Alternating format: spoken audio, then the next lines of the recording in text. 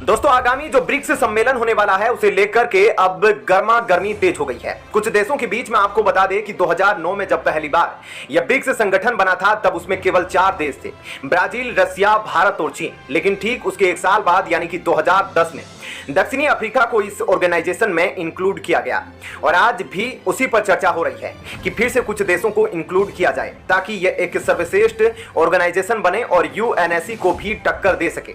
बता दें कि अब और भी देशों को लेकर चर्चा इसलिए तेज हो गई है कि अब ब्रिक्स यह फैसला करना चाहता है कि कुछ देशों को और इंक्लूड किया जाए ताकि इसका और मान सम्मान बढ़े। लेकिन क्या भारत सऊदी अरब को रोक रहा है? इस पर चर्चा गर्म है क्योंकि सऊदी अरब एक मुस्लिम देश जरूर है लेकिन उसके पास अच्छा इकोनॉमी है और पावर भी है, क्योंकि सऊदी अरब में हर मुस्लिम देश के लोग हज यात्रा पर जाते हैं। पूरे मुस्लिम देश उसे ही लीडर मानते हैं। लेकिन इन सब के बीच अब यही सवाल उठ रहा है कि क्या सऊदी अरब को ब्रिक्स में मेंबर बनाना चाहिए या नहीं। आप कमेंट करके बताइएगा नहीं कि क्या सऊदी अरब को इंक्लूड करना चाहिए या नहीं। लेकिन उससे पहले आपको थोड़ा सा डिटेल में बताते हैं। दरअसल जून में दक्षिणी अफ्रीका ने फ्रेंड्स ऑफ ब्रिक्स नाम का सम्मेलन आयोजित किया था और इसमें उन देशों ने भाग लिया था जो इस गुट में शामिल होना चाहते हैं। माना जा रहा है कि अर्जेंटीना, मिस्र, Indonesia, UAE, Algeria, Bangladesh, Iran और सऊदी अरब जैसे देश इस गुट का हिस्सा बनना चाहते हैं। लेकिन भारत और ब्राजील जैसे सदस्य देश इसमें नए देशों के लिए भी एंट्री नहीं चाहते।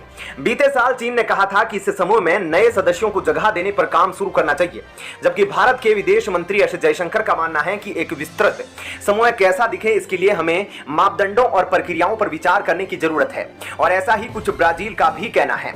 भारत में पाकिस्तान के उच्चायोग में रहे अब्दुल बासित ने इस पर कहा कि सऊदी अरब ब्रिक्स में शामिल होना चाहता है, लेकिन भारत ने इसका विरोध किया। भारत की आपत्ति को लेकर सऊदी अरब खुश नहीं है। अब देखना यह है कि सऊदी अरब से भारत का संबंध किस हद तक प्रभावित होता है। ऐसे में ब्राजील और भारत दोनों ही ब्रिक्स के विस्तार को लेकर खुलकर नहीं बोल रहे।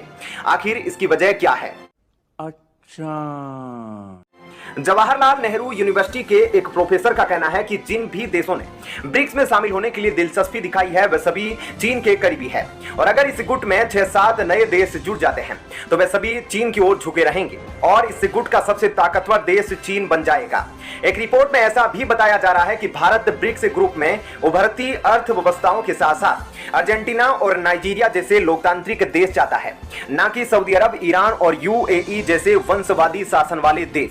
ऐसे में ब्रिक्स के विस्तार को लेकर भारत की चिंताएं भी है और अगर इसमें ईरान, सऊदी अरब और इंडोनेशिया जैसे मुस्लिम देशों को जगह मिलेगी तो आगे जाकर वे इसमें पाकिस्तान को भी जगह देने की मांग करेंगे।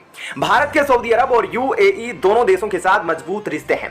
ऐसे में हो सकता है कि भारत के साथ उनके रिश्तों पर भी इसका असर पड़े। लेकिन जानकारों की माने तो इसमें द्विपक्षीय रिश्ते बिल्कुल भी प्रभावित नहीं होंगे और किसी एक देश को निशाना बनाकर नए सदस्यों को शामिल करने के नियम बनाने को नहीं कहेगा।